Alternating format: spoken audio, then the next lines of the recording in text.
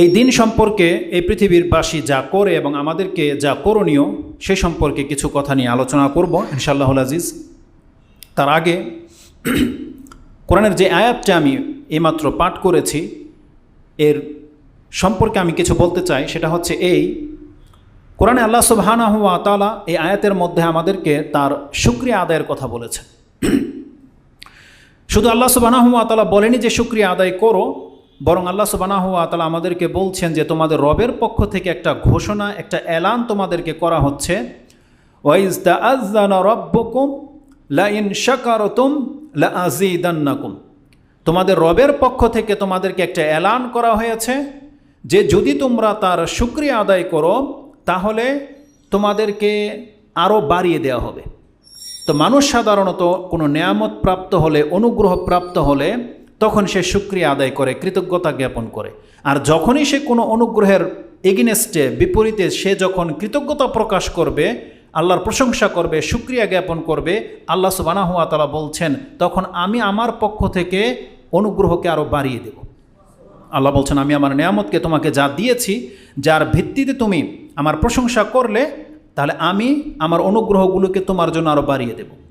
এটা ব্যক্তি পর্যায়ে, একটা হবে সাংসারিক জীবনে, ফ্যামিলিতে, এটা হবে কোনো মহল্লাতে, এটা হবে কোনো রাষ্ট্রে, কোনো জাতিতে। যেই কোনো জাতি, যেই কোনো রাষ্ট্রের মানুষ যদি এটা করে যে কোনো অনুগ্রহ প্রাপ্ত হওয়ার পরে সে আল্লাহ সুবহানাহু ওয়া তাআলার প্রশংসা করে, আল্লাহর শুকরিয়া জ্ঞাপন করে, আল্লাহ বলছেন ওই রাষ্ট্রে, ওই জাতিকে আমি আরও বেশি নেয়ামত দিয়ে ভরে দেব।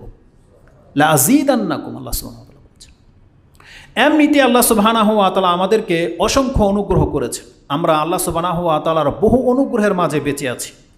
যদিও আমাদের অধিকাংশ মানুষ আমরা এটা বুঝি না যে আল্লাহ সুবহানাহু ওয়া তাআলার অনুগ্রহগুলো কি।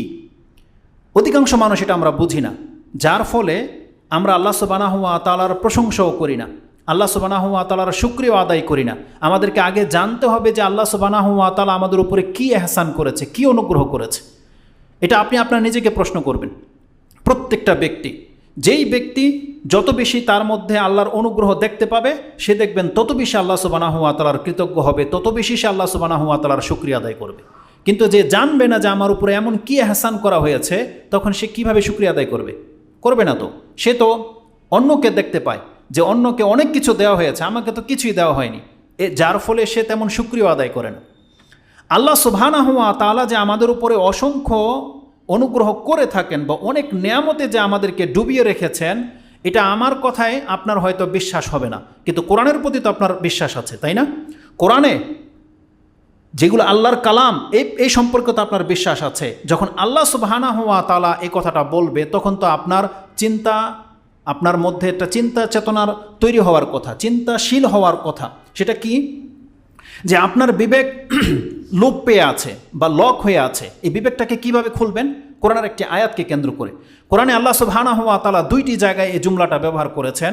একটি আপনি পাবেন সূরা ইব্রাহিমের 34 নম্বর আয়াতে, এবং আরেকটি আয়াত আপনি পাবেন সেটা হচ্ছে সূরা নাহল 16 নম্বর সূরার 18 নম্বর আয়াতে।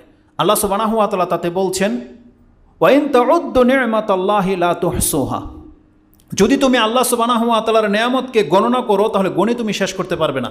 এই আয়াতটা আল্লাহ সুবহানাহু ওয়া তাআলা প্রত্যেক মুসলিম, প্রত্যেক ব্যক্তি, প্রত্যেক মানুষকে করেছে যে মানুষ, তুমি যদি তোমার প্রতি এহসানগুলো যদি গণনা করো তাহলে তুমি কোনোদিন গণে শেষ করতে পারবে না।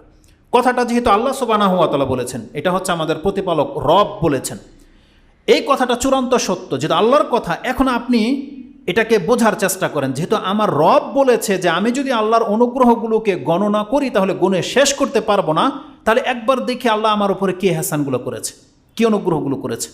তখন গিয়ে আপনার এক একটা করে মাথা খুলবে যে আল্লাহ আপনার উপরে কী এহসান করেছে। তখন আপনি নজরকে ফেরাবেন পুরো পৃথিবীকে, তখন ওই দৃষ্টিতে দেখবেন যে অন্য কে কী পেয়েছে আর আপনি কি পেলেন।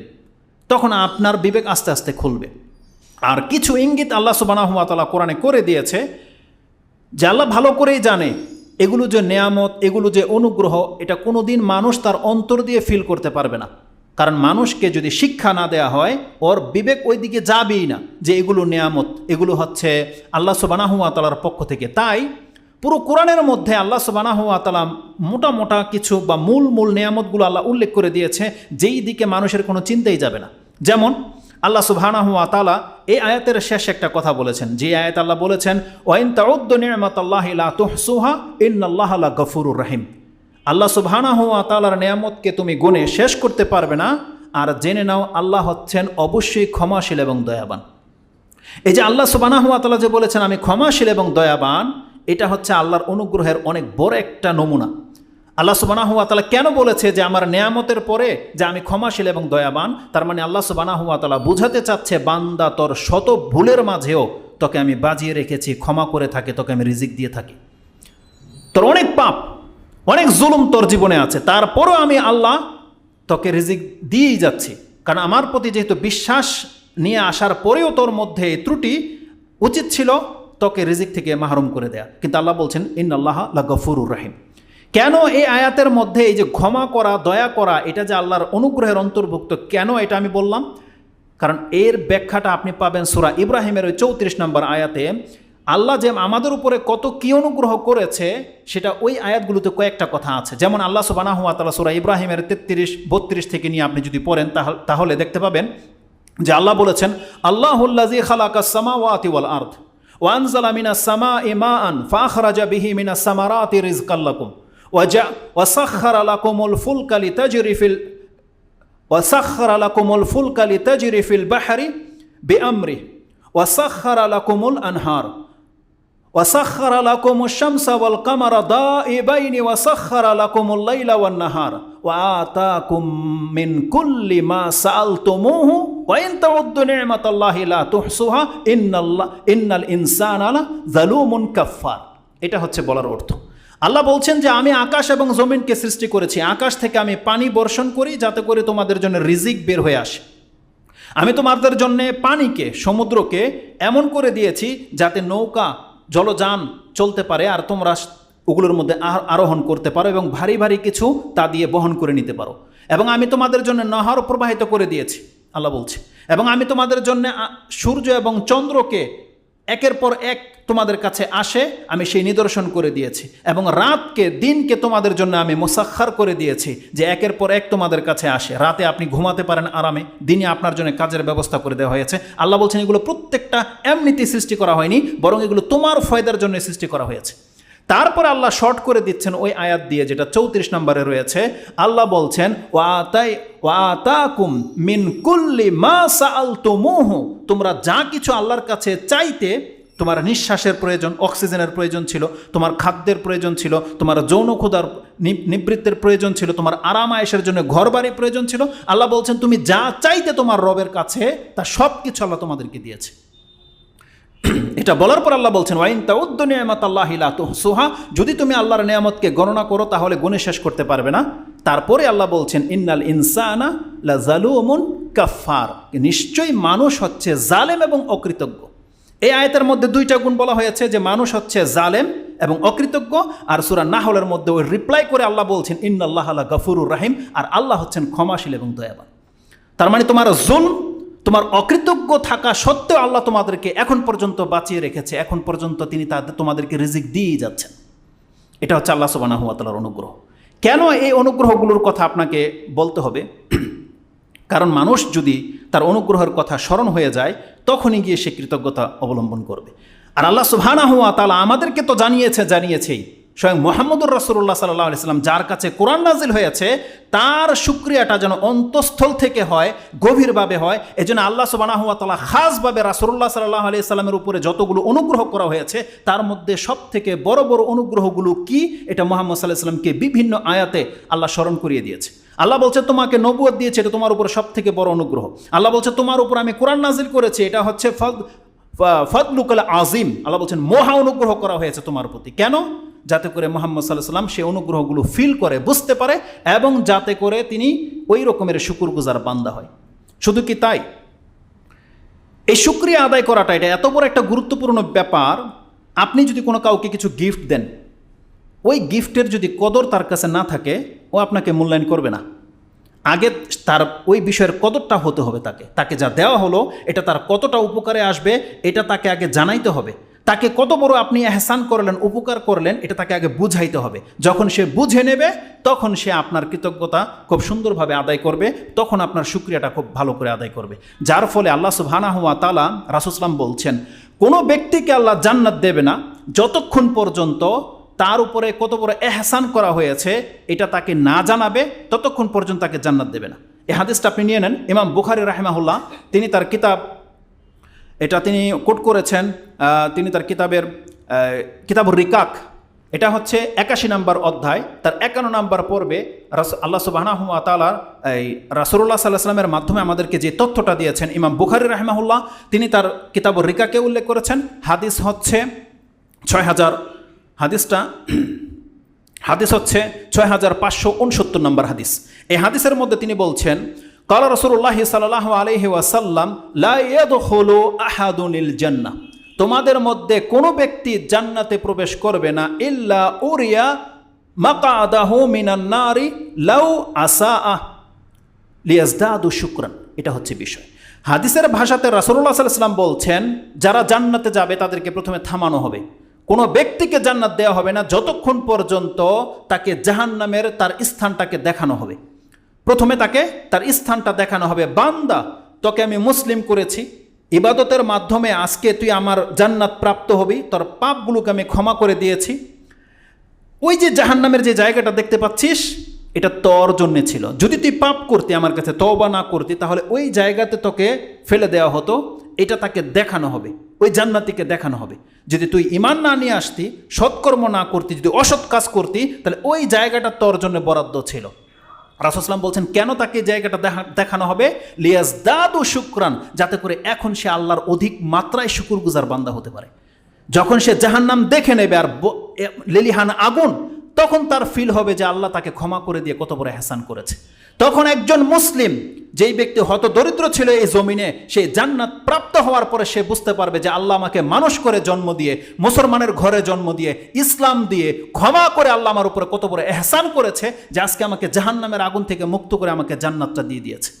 লিয়াজদাদু শুকরান, রাসূল সাল্লাল্লাহু আলাইহি ওয়াসাল্লাম বলছেন, যাতে করে তারা শুকরিয়াটা খুব উত্তমভাবে হয়। ওয়ালা ইয়াদখুলু আন-নারু আহাদুন, আর রাসূল সাল্লাল্লাহু আলাইহি ওয়াসাল্লাম বলছেন, কোনো ব্যক্তি ততক্ষণ পর্যন্ত জাহান্নামে যাবে না ইল্লা উরিয়া মাকআদাহু মিনাল জান্নাহ লাউ আহসানা। প্রত্যেকটা জাহান্নামী যদি সে ভালো কাজ করত, তাহলে জান্নাতে তার কোন জায়গাটাতে সে তাকে আল্লাহ দিত, ওই জাহান্নামীকে সেই জায়গাটাও দেখানো হবে যে রাগ, তোর একটা জায়গা ছিল জান্নাতে, বরাদ্দ ছিল, যেটা তোর অসৎ কাজের কারণে, কুফরি করার কারণে এটা হারিয়েছিস। ওই জায়গাটা দেখে নে যে কত দামি সেই জায়গাটা ছিল। কেন? লিয়াকুনা আলাইহি হাসরাত, লিয়াকুনা হাসরাতুন আলাইহি হাসরাতুন। রাসূল সাল্লাল্লাহু আলাইহি ওয়াসাল্লাম বলছেন, যাতে করে তার আক্ষেপ হয়, যাতে করে তার কষ্টটা আরো বেশি হয় যে আমি কি পাওয়ার জন্য কি ছেড়ে দিয়েছিলাম, আমি আজকে কি হারিয়েছি, এই আফসোসটা যেন তার জাগে। এই জন্য রাসূলুল্লাহ সাল্লাল্লাহু আলাইহি ওয়াসাল্লাম বলছেন, প্রত্যেকটা ব্যক্তিকে জান্নাত এবং জাহান্নাম দেওয়ার আগেই তাকে আসল স্থান দেখানো হবে। কেন? লিয়াজদাদু শুকরান। এই জন্য আল্লাহ সুবহানাহু ওয়া তাআলা তার পক্ষ থেকে আমাদেরকে নেয়ামতগুলোকে বিভিন্নভাবে স্মরণ করিয়ে দিয়েছে যে আল্লাহ আমাদের উপরে কত বড় ইহসান করেছে। কেন? যাতে করে আমরা শুকরগুজার বান্দা হই। এই হাদিসটাতে আগে বাড়ার আগে এখানে একটা কথা বলে দিই। গত কয়েকদিন আগে আবারও এক ভাই ওই কথাটাকে রিপ্লাই করেছে। আজ থেকে কয়েক মাস আগে আপনারা হয়তো জানেন, কোনো এক মন্ত্রী পরিষদের কোনো এক ব্যক্তি একটা স্ট্যাটাস দিয়েছে বা পেপারে এটা লেখালেখি হয়েছে যে আমাদের দেশের প্রধানমন্ত্রী জান্নাতে তার হক আছে। এই হেডলাইনটা এমনই যে জান্নাতে আমাদের দেশের প্রধানমন্ত্রীর হক আছে। যারা তার বিপক্ষে, যারা তাকে পছন্দ করেন না, আপনারা কি মনে করেন এ কথা কি সত্য না মিথ্যা? একটু আগে হাদিস শুনিয়েছি, এখন তো বিবেক খুলে যাওয়ার কথা ছিল। আমি তো মনে করি কথা তো সত্য। কথা সত্য নয়? সেই নেতা যেই হোক, সে মহাব্বত করে বলেছে, কিন্তু সে কিন্তু বাড়াবাড়ি কিছু বলেনি, সে সত্যটাই বলেছে, যদিও সে কোরআন হাদিস জানে না। তারপর নিজের আবেগে বলে দিয়েছে যে জান্নাতে প্রধানমন্ত্রীর হক আছে। আর সুবহানাল্লাহ, প্রধানমন্ত্রীর কেন, জান্নাতে প্রত্যেকটা আদম সন্তানের হক আছে, প্রত্যেকটা আদম সন্তানের। কারণ কেউ এই স্ট্যাটাসের নিচে কমেন্টের মধ্যে গালাগালি তোর অভাব নাই। কেউ বলছে যে জান্নাত কি তার বাপদাদার কিনা? সুবহানাল্লাহ, জান্নাত কি আমাদের বাপদাদার নয়? আমাদের পিতাকে, আমাদের প্রধানমন্ত্রীর পিতাকে আদম আলাইহিস সালাম নয়? প্রত্যেকটা মানুষের পিতা হচ্ছে আদম আলাইহিস সালাম। আর আল্লাহ তাকে বিনা কর্মে সৃষ্টি করার পরেই জান্নাতে দিয়ে দিয়েছিলেন। আর আমাদেরকে আমাদের কর্মের কারণে যখন জান্নাত দেওয়া হবে, আমাদেরকে কি বলা হয়েছে? ওয়ারিস শব্দটা আছে, ওয়ারিসুনাল জান্নাতাল ফেরদৌস বলা হয়েছে। ওয়ারিস করা হবে। ওয়ারিস কার হয়? পৈতৃক সম্পত্তি থেকে হয় ওয়ারিস। তা আমাদেরকে বলে তোমাদেরকে ওয়ারিস সূত্রে আমি জান্নাত দিয়ে দেব, আল্লাহ সুবহানাহু ওয়া তাআলা বলছেন। তাহলে প্রত্যেকটা ব্যক্তির জায়গা জান্নাতে বরাদ্দ আছে। এখন সেই ব্যক্তি যদি বদ কাজ করে তার ওই অংশটাকে হারিয়ে ফেলে, তাতে আল্লাহ সুবহানাহু ওয়া তাআলার কি করেছে তার জন্য? আল্লাহ তো জুলুম করেনি। আল্লাহ বলছেন, বান্দা প্রত্যেকটা ব্যক্তির জান্নাতে অংশ আছে, তো শুধু কর্ম করে সে জায়গাটাকে আসতে হবে। শুকরগুজার বান্দা হয়ে শুধু ওই জায়গাটাটুকু আসতে হবে, যাতে কোনোভাবে সেটা অস্বীকার তুই না করিস, কোনোভাবে সেটা না হারাস। ওই কর্ম করতে হবে না। যদি কোনো ব্যক্তি ওই কাজে লিপ্ত হয়, তাহলে সে তার অংশ কিন্তু হারাবে। তাহলে এই হাদিসের উপরে ভিত্তি করে বলছে, প্রত্যেকটা মুসলিম নয়, প্রত্যেকটা কাফেরের জন্য আল্লাহ জান্নাত বরাদ্দ করে রেখেছে। হাদিসে এমনটাও রয়েছে, রাসূল সাল্লাল্লাহু আলাইহি ওয়াসাল্লাম বলছেন, জান্নাত ফাঁকা থাকবে কিন্তু জাহান্নাম পূর্ণ করে দেওয়া হবে। জান্নাত ফাঁকা কেন থাকবে? ওই যেই লোকগুলোর জন্য জান্নাতে বরাদ্দ রাখা হয়েছিল, তারা তো সেই জায়গাগুলোতে যেতে পারবে না, তাদেরকে জাহান্নামে ফেলে দেওয়া হবে। চিরকালের জন্য যারা জাহান্নামে থাকবে, ওই জায়গাগুলোকে ফিল আপ করার জন্য রাসূল সাল্লাল্লাহু আলাইহি ওয়াসাল্লাম বলছেন, আল্লাহ জান্নাতের মধ্যে ভিন্ন আরেকটা জাতি সৃষ্টি করবে, যাদেরকে ওই জায়গাগুলোকে আল্লাহ দিয়ে দিবে। তাহলে আমরা আমাদের কর্মের কারণে সে জায়গাগুলো যেন না হারাই। আল্লাহ যেন আমাদেরকে তৌফিক দান করে যে আমাদের বরাদ্দকৃত জায়গায় যেন আমরা গিয়ে যেতে পৌঁছতে পারি। তো এই হাদিসটা দিয়ে আমি যেটা আপনাকে দেখাতে চাচ্ছি, যে আমাদেরকে আল্লাহ সুবহানাহু ওয়া তাআলা তার বিভিন্ন নিয়ামতকে স্মরণ করিয়ে দিয়েছেন, যাতে করে আমরা তার শুকরগুজার বান্দা হই। এবং এটাতে মুমিন বান্দাদের ফায়দাও আছে। যারা প্রকৃত মুমিন মাঝে মাঝে গাফেল হয়ে যায়, যখন তারা সেই নিয়ামতের কথা শুনতে পায়, জানতে পায়, বুঝতে পায়, তখন তার আকল খুলে যায়, তখন চট করে সে সেজদায় পড়ে যায়, তখন চট করে সে আল্লাহর আলহামদুলিল্লাহ তো অবশ্যই বলবে, এবং সে শুকরগুজার বান্দা হয় যে হ্যাঁ, আল্লাহ আমার উপর অনেক বড় ইহসান করেছে। এজন্য আল্লাহ সুবহানাহু ওয়া তাআলা এই কথাটাও কোরআনে মুহাম্মদ রাসূলুল্লাহ সাল্লাল্লাহু আলাইহি ওয়াসাল্লামকে জানিয়ে দিয়েছেন, ওয়াযাক্কির ফাইন্না যিকরা তানফাউল মুমিনিন। সূরা আয-যারিয়াত 1 নম্বর সূরার 55 নম্বর আয়াতে আল্লাহ সুবহানাহু ওয়া তাআলা বলছেন যে অবশ্যই আপনি মুমিনদেরকে উপদেশ দেন, স্মরণ করিয়ে দেন, তাদেরকে উপদেশ দেন, নসিহত করেন, কারণ এটা মুমিনদের জন্য ফায়দা বয়ে নিয়ে আসবে। এজন্য আমরা যদি আপনাদেরকে স্মরণ করিয়ে দিই যে মুসলিমের উপর আল্লাহ কত বড় ইহসান করেছে, অবশ্যই এটা আপনার ঈমানের জন্য অনেক বড় একটা ফায়দার কাজ হবে। যার ফলে আপনাকে আমি এটা স্মরণ করিয়ে দিতে চাচ্ছি। এতগুলো কথা কেন বললাম? এটা এই জন্য বলেছি, আমরা একটা বড় বিপদের উপর দিয়ে পার হয়ে এসেছি, এটা সবাই জানেন। নাকি এই বিপদ আপনি ফিল করেননি? এই করোনা যেটা মহামারী, এটা কি আপনার ভয় হয় নাই? আপনি নিজে সাক্ষী যে কত মানুষ মরে গেছে, আপনি নিজে সাক্ষী। কারো আত্মীয় স্বজন মরে গেছে, কারো নিজের ঘরের ফ্যামিলির সদস্য মেম্বার কেউ মরে গেছে, কিন্তু দেখেন আপনাকে আল্লাহ আপনাকে তো মারে নাই, বরং আপনার সেই অসুস্থতা পর্যন্ত, সেই রোগটা পর্যন্ত আপনাকে স্পর্শ করে নাই। আল্লাহ আমাদেরকে বাঁচিয়ে রেখেছে। যখন কোনো ব্যক্তি এটা ফিল করবেন যে আল্লাহ সুবহানাহু ওয়া তাআলা এই মহামারীর মধ্যেও আপনাকে আমাকে সুস্থ করে রেখেছে, এটাকে আপনি আল্লাহর অনুগ্রহ, আল্লাহর দয়া ভাবেন কি ভাবেন না, এটা হচ্ছে বিষয়। যদি এটা আপনার মনে হয় যেটা আল্লাহ সুবহানাহু ওয়া তাআলার পক্ষ থেকে আমাদেরকে দয়া করা হয়েছে, তাহলে আমি মনে করি আপনার শুকরিয়াটা আপনার অন্তঃস্থল থেকে হওয়া উচিত, যে আল্লাহ আমাদেরকে সুস্থ রেখেছে, বাঁচিয়ে রেখেছে, আমরা তার প্রশংসা করি, আমরা বলি আলহামদুলিল্লাহ।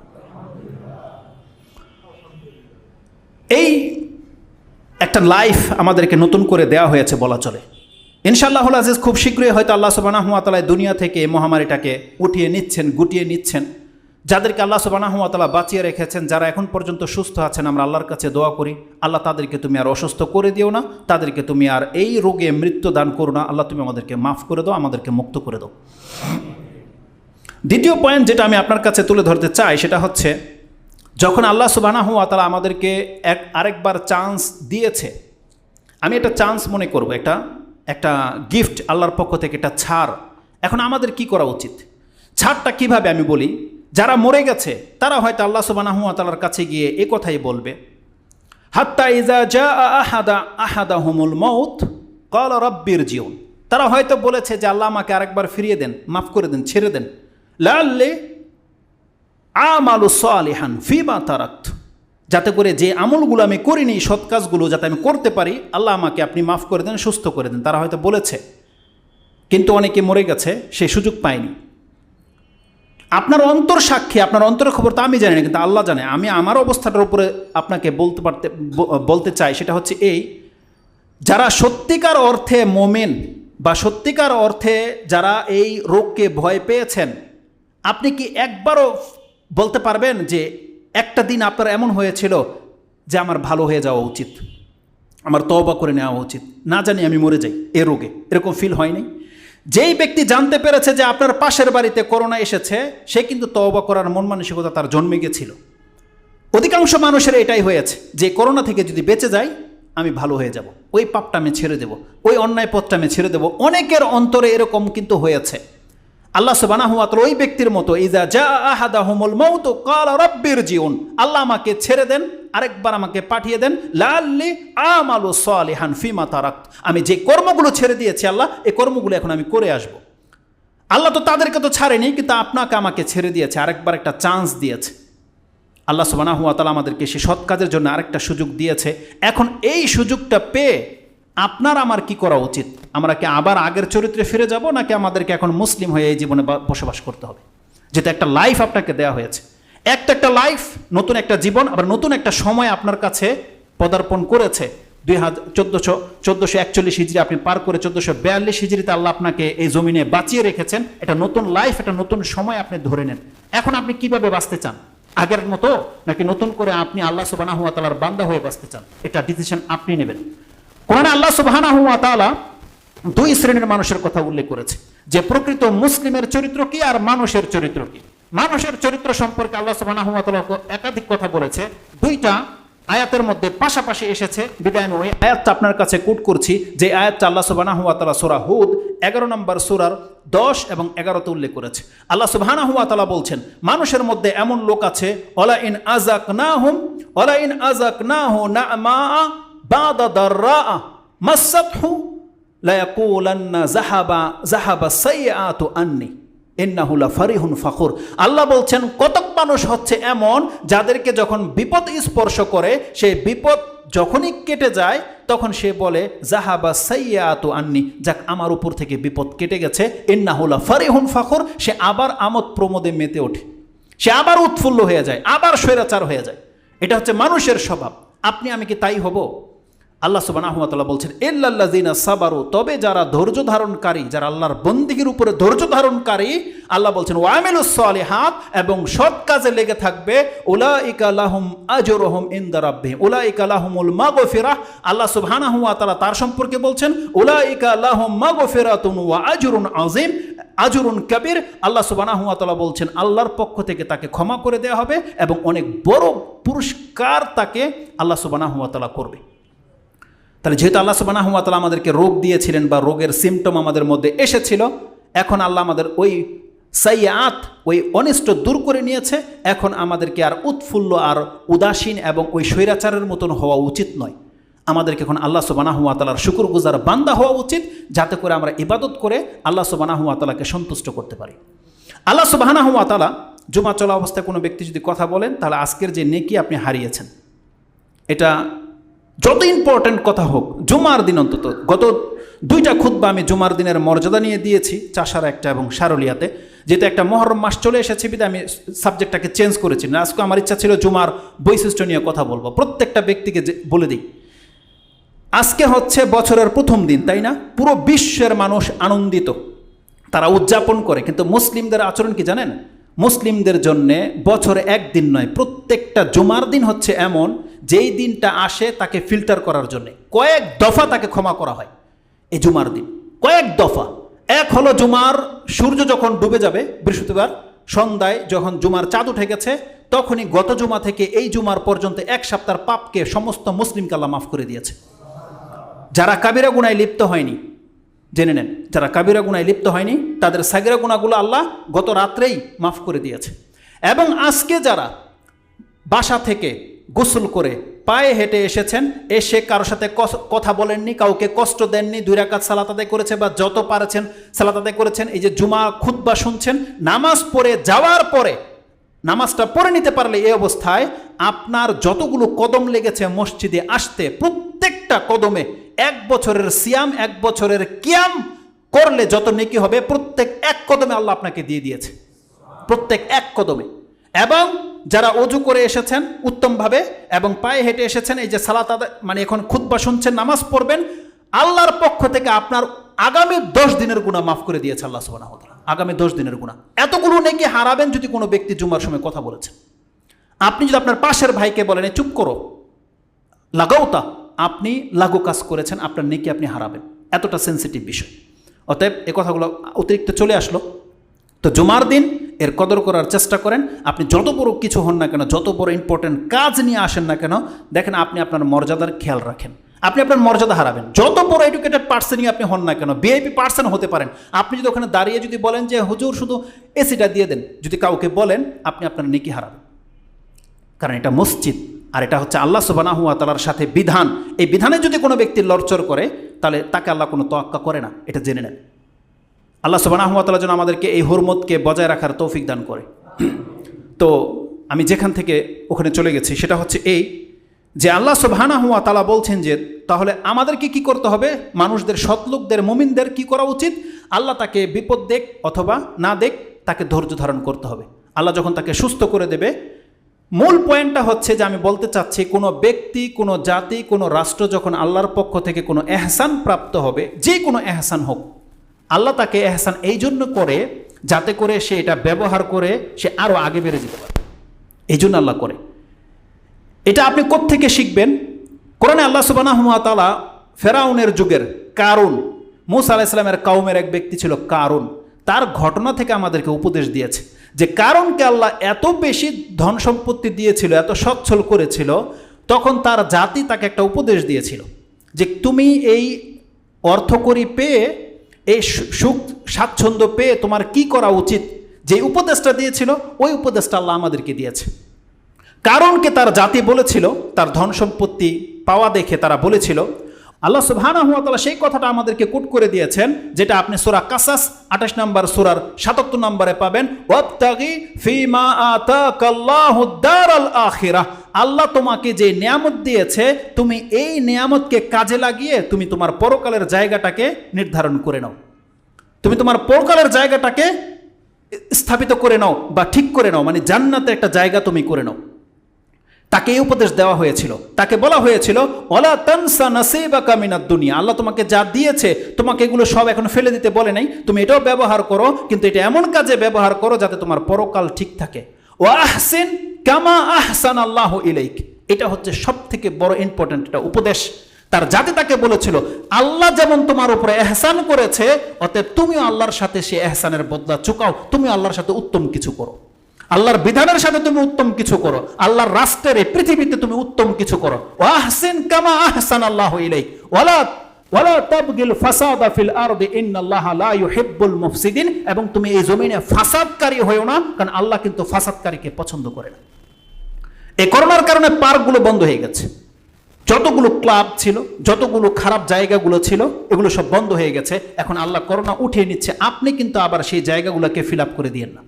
আপনার গার্লফ্রেন্ড নিয়ে নোংরা কাজগুলো করে আবার সেই ওই রং ঢঙের জায়গাগুলোতে আপনি আর সেই কাজটা করেন না। আল্লাহ বলছেন ওয়ালা তাবগিল ফাসাদা ফিল আরদ, খবরদার তুমি এই জমিন আর ফাসাদকারী হইও না, কারণ ইন্নাল্লাহা লা ইউহিব্বুল মুফসিদিন। আল্লাহ সুবহানাহু ওয়া তাআলা কিন্তু ফাসাদকারীকে পছন্দ করে না।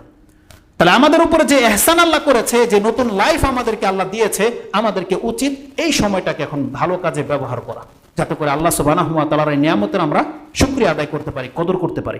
এই মেসেজটা ছিল আপনাদের জন্য, যে আল্লাহ সুবহানাহু ওয়া তাআলা আমাদেরকে তার ইবাদত করার এবং তার হক আদায় করার জন্য তৌফিক দান করে। কোরআন আল্লাহ সুবহানাহু ওয়া তাআলা এই সম্পর্কে আরো বহু কিছু বলেছে। আল্লাহ সুবহানাহু ওয়া তাআলা বলছেন, যে কোনো বিপদ আমাদেরকে আল্লাহ দেয়, কেন দেয়? আল্লাহ কয়েকটা উদ্দেশ্য নিয়ে এই পৃথিবীতে সুখ স্বাচ্ছন্দ্য দেয়, মানুষকে কষ্ট দেয়, মানুষকে অভাবে ফেলে, অসুস্থ করে। এগুলোর পেছনে আল্লাহর কয়েকটা উদ্দেশ্য থাকে। তার একটা উদ্দেশ্য আমি আপনাকে বলে দিই, সেটা হচ্ছে যেটা আল্লাহ সুবহানাহু ওয়া তাআলা সূরা সাজদা 32 নম্বর সূরার 21 নম্বর আয়াতে আল্লাহ সুবহানাহু ওয়া তাআলা বলছেন যে কেন আল্লাহ সুবহানাহু ওয়া তাআলা মানুষেরকে বিপদ দিয়ে পাকড়াও করে। আল্লাহ বলছেন ওয়ালা নুযিকান্নাহুম মিন আযাবিল আদনা দুনাল আযাবিল আকবার লাআল্লাহুম ইয়ারজিউন। আল্লাহ বলছেন আমি আমার বান্দাদেরকে ছোটোখাটো বিপদ দিয়ে, ছোটোখাটো আযাব দিয়ে পরীক্ষা করি বা তাকে পাকড়াও করি, কেন? বড় আযাবে পতিত হওয়ার আগেই লাআল্লাহুম ইয়ারজিউন, যাতে করে আমার বান্দাগুলো আমার দিকে ফিরে আসে। অতএব করোনা মুহূর্তে যারা তওবা করে নিয়েছিলেন, যারা দাড়ি রেখে নিয়েছিলেন, যারা সালাত ধরে নিয়েছিলেন, এগুলো যেন কোনো একটা কিছু আপনার কাছ থেকে ছুটে না যায়।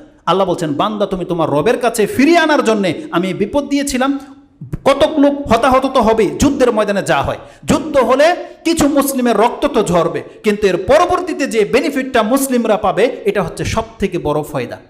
অতএব করোনাকালে কাফেরদের সাথে বহু মুসলমান মরেছে, কিন্তু পরবর্তী বেনিফিটটা কি? এই যে যেই লোকগুলো তওবা করে ফিরে এসেছে, এটা হচ্ছে এই জমিনের সবচেয়ে বড় ফায়দা।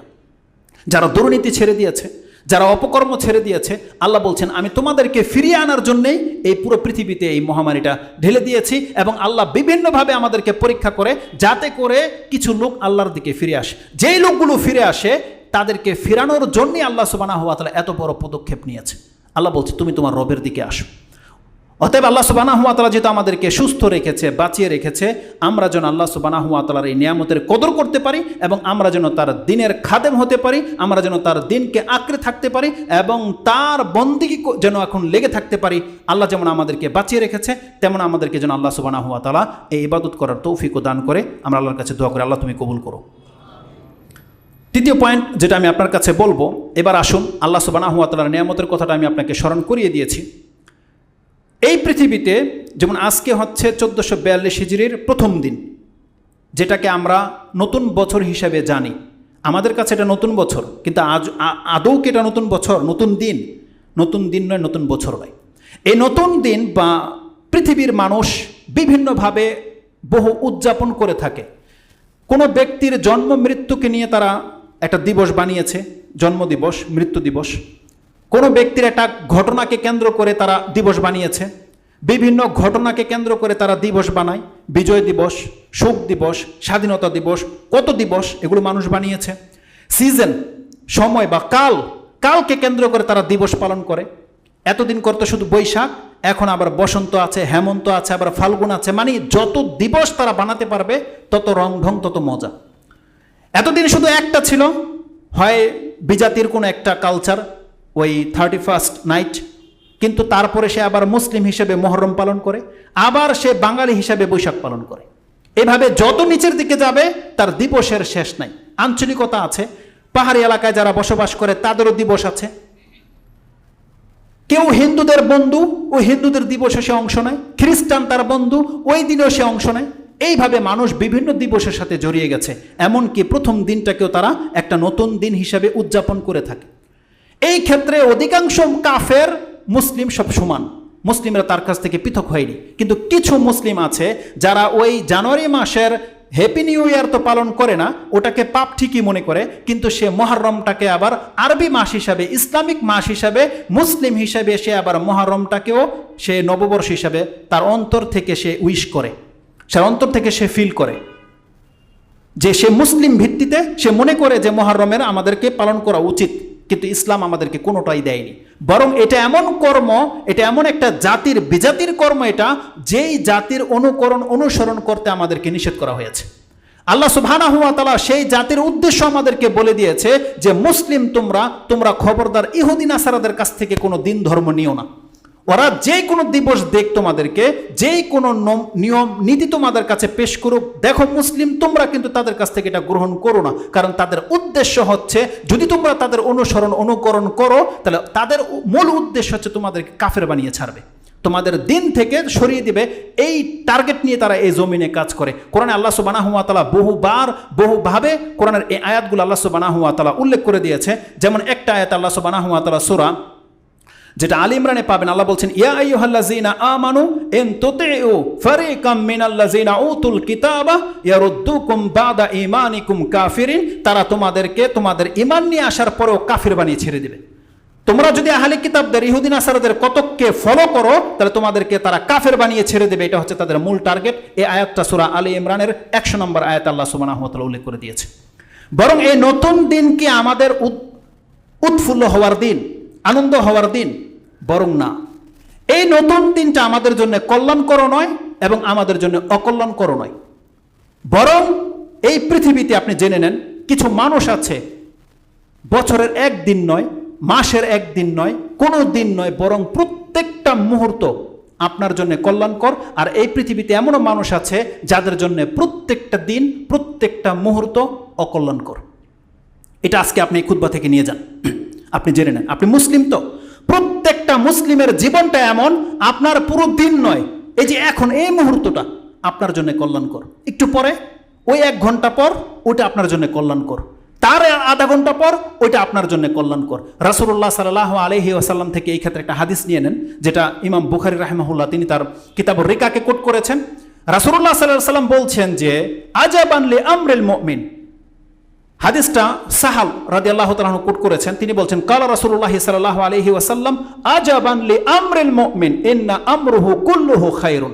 রাসূল সাল্লাল্লাহু বলছেন আমি যখন একটা মুমিনের জীবনটাকে ফলো করি তাহলে দেখতে পাই তার পুরো জীবনটাই হচ্ছে কল্যাণকর। ওয়ালাইসা যাকা লি আহাদিন ইল্লা লিল মুমিন, আর মুমিন ছাড়া এই ফজিলত অন্য কোনো ব্যক্তি পাবে না। তার মানে আপনি যখন মুমিন মুসলিম, রাসূল বলছে প্রত্যেকটা মুহূর্ত হচ্ছে আপনার জন্য কল্যাণকর, প্রত্যেকটা মুহূর্ত। যেমন আমাদের জন্য কল্যাণকর তেমন আমাদের জন্য চিন্তারও কারণ। আপনার কি চিন্তা হয় না যে আল্লাহ আপনাকে 60 বছর দিয়েছে, এই জমিনে আপনি 60 বছর 50 বছর বেঁচে থাকবেন, আপনার সে বয়স থেকে একটা বছর মাইনাস হয়ে গেল, এটা আপনার খুশির বিষয় না চিন্তার বিষয়? মুসলিমরা কি চিন্তা করবে না এই বিষয়গুলো নিয়ে? আপনাকে আল্লাহ সুবহানাহু ওয়া তাআলা 50-60 বছর দিয়েছে, যে বান্দা তোমার কিন্তু 30-40-45 বছর পার হয়ে গেল, এই 1441 হিজরি যাওয়ার কারণে তোমার আরেকটা বছর কিন্তু মাইনাস হয়ে গেল, যত মাইনাস হচ্ছে তুমি কিন্তু মৃত্যুর দিকে। এটা চিন্তার বিষয় নয়? বরং আল্লাহ সুবহানাহু ওয়া তাআলা বলছেন প্রত্যেকটা মুসলিমকে অবশ্যই চিন্তা করে দেখতে হবে গতকালকে সে কি করেছে। এই 1441 হিজরি চলে গেছে, ক্লোজ করে দেওয়া হয়েছে আপনার হিসাব কিতাব, যে এই বছরে কারা দিন কায়েম করেছে ওটা ক্লোজ হয়ে গেছে। প্রত্যেক বছরে একবার দিন প্রতিষ্ঠিত হয়, প্রত্যেক বছরে একবার। আপনি যে ইসলামের যে 5টা স্তম্ভ আপনি ফলো করেন, দেখবেন প্রত্যেক বছরে একবার কমপ্লিট হয়। তাহলে যারা করেছে তাদের খাতার মধ্যে লেখা হয়ে গেছে যে এই লোকগুলো হচ্ছে এই বছরে ইসলামকে প্রতিষ্ঠিতকারী, আর যারা করতে পারেননি তাদেরটা ক্রস পড়ে গেছে। তাহলে আপনার কি এটা খুশির বিষয় না চিন্তার বিষয়? চিন্তার বিষয়। আল্লাহ সুবহানাহু ওয়া তাআলা কোরআনে আমাদেরকে চিন্তা শিখিয়েছে। আপনি পড়ুন সূরা হাশর 59 নম্বর সূরা, তার 18 নম্বর আয়াতটি আপনি পড়েন। আল্লাহ বলছেন ইয়া আইয়ুহাল্লাযীনা আমানুত্তাকুল্লাহা ওয়াল তানজুর নাফসুম মা কদ্দামাত লিগাদিন ওয়াত্তাকুল্লাহ।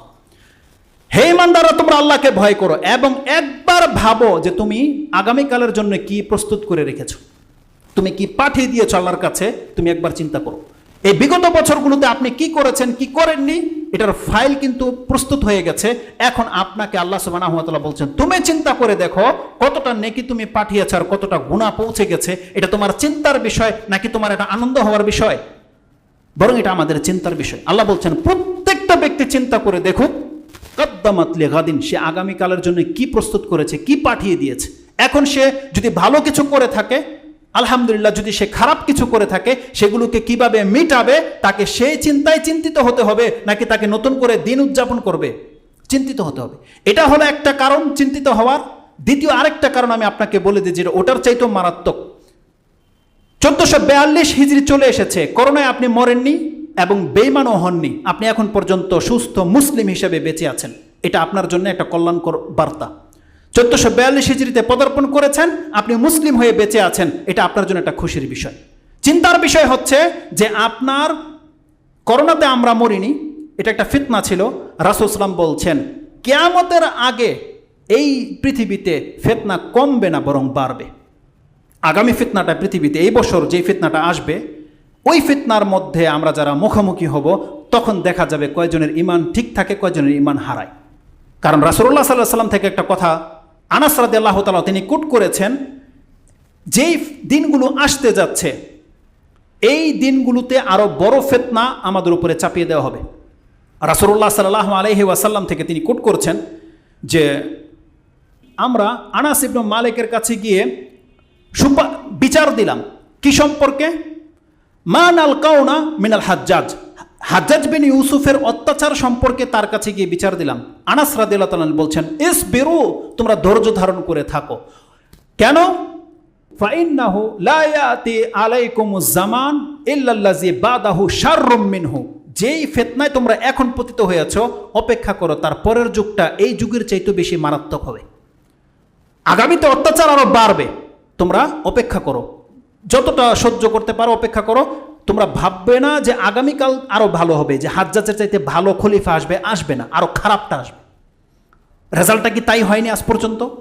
তার মানে আজকে আমরা যতটা যেভাবে আছে মুসলিম ইবাদত করতে পারছি, আপনি আজকে মসজিদে বসা, এই বাংলার জমিনে ফিতনা এমনভাবে ছেয়ে যাবে যে আপনি এখানে বসে থাকার মতো তৌফিক আপনার হবে না। কিছুদিন আল্লাহ আমাদেরকে দূরে রেখেছিল, আবার আল্লাহ আমাদেরকে ঘরে ফিরিয়ে দিয়েছে, কিন্তু ওই ফিতনার চাইতে মারাত্মক ফিতনা আবার ছেয়ে যাবে যখন আপনি এই মসজিদে বসে থাকার মতো তৌফিক পাবেন না। কারণ পরবর্তী দিনগুলো আরো খারাপ হবে। তিনি বলছেন হাত্তা তালকাউনা ইলা রাব্বিকুম, এমনকি তোমাদের রবের সাথে সাক্ষাৎ হওয়া পর্যন্ত বিভিন্নভাবে বিপর্যয় তোমাকে ছেয়ে যাবে। রাসূল সাল্লাল্লাহু আলাইহি ওয়াসাল্লামের একটা হাদিস এটাও আছে যে আল্লাহ না করুক এই ফিতনা যদি রিসেন্টলি চলে আসে, কোনো এক ব্যক্তি, আপনার যেই ভাই করোনাতে মরে গেছে, এমন না হয় যে আপনি তার কবরের পাশে গিয়ে আফসোস করেন, আফসোস যে আমার ভাই করোনাতে মরে গেছে, যে আমি মরে যেতাম তো ভালো হইতো, এই বিপদ থেকে বেঁচে যেতাম। রাসূল সাল্লাল্লাহু আলাইহি ওয়াসাল্লাম বলছে ফিতনাগুলো এইভাবে ছেয়ে যাবে, একজন মুমিন একটা কবরের সামনে গিয়ে বলবে যে আমি আজকে তোমার জায়গায় হইলে ভালো হতো, তুমি মরে গিয়ে বাঁচছো আর আমি আজকে বেঁচে থেকে আমার ইমানকে টিকে রাখতে পারছি না। এমনটা ছেয়ে যাবে। আজকে ইন্ডিয়াতে যা হচ্ছে নতুন ফিতনা, আপনারা জানেন যে কোনো এক ব্যক্তি মেহেদি দাবি করে বসে আছে। নতুন ফিতনা, আমাদের দেশের রাষ্ট্রের ধর্মটাকে তারা বানচাল করতে চাচ্ছে, বাতিল করতে চাচ্ছে। এগুলো কি? এগুলো ফিতনা। আর এগুলো যত বেশি বাড়বে আপনি জেনে নেন এটা মুসলমানদের জন্য ভালো কোনো লক্ষণ নয়, বরং এটা মুসলমানদের জন্য খারাপ লক্ষণ। আপনার যদি কিছু করার থাকে আপনি আপনার দিনটাকে আঁকড়ে ধরে দেখিয়ে দেন, তাহলে আপনার দিন টিকে থাকবে। আর বাংলার সংবিধানে ইসলাম থাক বা না থাক, কিন্তু আপনার দিন টিকবে না যদি আপনি মুসলমান না হন। লেখা আছে সংবিধানে ইসলাম, কিন্তু আপনি ধর্ম পালন করেন না, এটা ইসলাম? আপনাকে আপনার ধর্ম পালন করতে হবে। তখন সেখানে কি লেখা আছে না লেখা আছে এটা বড় বিষয় নয়। আপনি মুসলিম তো আপনার ধর্ম ছেড়ে দিয়েছেন, আপনি অমুসলিমের কথায় এত লাফান কেন? এত কেন আপনার মানে অ্যাগ্রেসিভ আপনার, যে আপনি কেটে ফেলবেন, ফেরে ফেলবেন? আপনি যে ইসলামটাকে ছুঁড়ে ফেলে দিয়েছেন, আপনি একবার নিজের দিকে তাকান না? আপনার ঘরে ইসলাম নাই, আপনার জীবনের মধ্যে ইসলাম নাই, আপনার চরিত্র, আপনার কাজ কারবারের মধ্যে ইসলাম নাই, আর একজন একটা কমান্ড করে দিয়েছে আপনি তাকে মেরে ফেলবেন, কেটে ফেলবেন। এত বড় সাহস পেয়েছে আপনারা আমার চরিত্রের কারণে।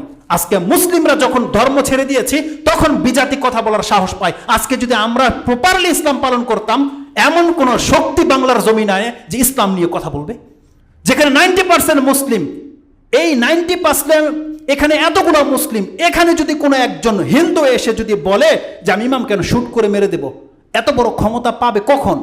আপনাদের মতন মুসলিম থাকলে তখন ক্ষমতা পাবে। আজকে আমাদের মতন মুসলিম বাংলার জমিনে আছে বিদায় একটা হিন্দু এইভাবে দাঁড়িয়ে কথা বলতে পারে। আর কয়েকদিন আগে একটা ভিডিও ক্লিপ দেখেছি, একটা মহিলা বাহরাইন অথবা কোনো একটা হাইপার মার্কেটের মধ্যে শেলফের মধ্যে মূর্তি রাখা ছিল, সে প্রত্যেকটা মূর্তিকে নিচে আছাড় দিয়ে ফেলে দিয়েছে। তার জুমলাটা আমার খুব ভালো লেগেছে। সে যে খুব সৎ মহিলা তা নয়, কিন্তু সে বলেছিল আজা বিলাদুল মুসলিম, এটা মুসলিমদের রাষ্ট্র, তোর ক্ষমতা দিছে কে তুই শেলফের মধ্যে মূর্তি উঠাবি? একটা মানুষের এমন ইমান থাকতে হবে যে একটা মুসলিমদের রাষ্ট্র সে বোঝে যে মুসলিম রাষ্ট্রের কি মূল্য আর কাফেরদের রাষ্ট্রের কি মূল্য। বাঙালি বোঝে মুসলিম রাষ্ট্রের কি মূল্য। যদি সে বুঝতো তাহলে সে এখন পর্যন্ত হিন্দুদের সাথে তার সম্পর্ক ক্যান্সেল করেনি, এখন পর্যন্ত সমস্ত বিজনেস তার অমুসলিমদের সাথে, এখনো তার আদান প্রদান সব অমুসলিমদের সাথে। আপনি এটাকে আগে কাট করে দেখান, ওরা সব থেমে যাবে, সব থেমে যাবে। বড় কিছু করতে হবে। আল্লাহ সুবহানাহু ওয়া তাআলা যে ফিতনাগুলো একের পর এক আসবে, আল্লাহ যেন এই ফিতনাতে আমাদেরকে যেন মুক্ত রাখে, আমাদের ঈমান যেন আমরা সেভ করতে পারি। আমার আল্লাহর কাছে শুধু এই দোয়াটাই করি, আল্লাহ তুমি আমাদেরকে রক্ষা করো। এজন্য আমাদেরকে আমাদের ধর্মটাকে আঁকড়ে ধরতে হবে। দেখেন যত খুতবায় বলি না কেন, এখন পর্যন্ত আপনি দাঁড়িয়ে রাখতে পারেননি, এখন পর্যন্ত আপনার টাকনার নিচে প্যান্ট, এখন পর্যন্ত আপনি ইন্ডিয়ান সিরিয়ালগুলো সব মত্ত, কোরআন পড়েন না আপনি, তাহলে কিভাবে আপনি ইসলামকে টিকাবেন? আল্লাহ তো বলেছে তোমরা যখন গোসা ইসরাইল হয়ে যাইবা বা বন্যায় ভেসে আসা খড়কুটা হয়ে যাবা, তোমাদেরকে আমি ভাসিয়ে দেব এবং অন্য কোনো জাতিকে আমি সেখানে স্থান দেব। শক্তি যার সেই নিয়ে যাবে। আজকে মুসলিমরা যখন তার ধর্ম টিকাবে না, তাহলে আল্লাহ বিজাতিদের কি ধর্মটাকে ধ্বংস করে দিবে, আমাদেরকে আল্লাহ শাস্তি দেবে। কে ঠেকিয়ে রাখতে পারে?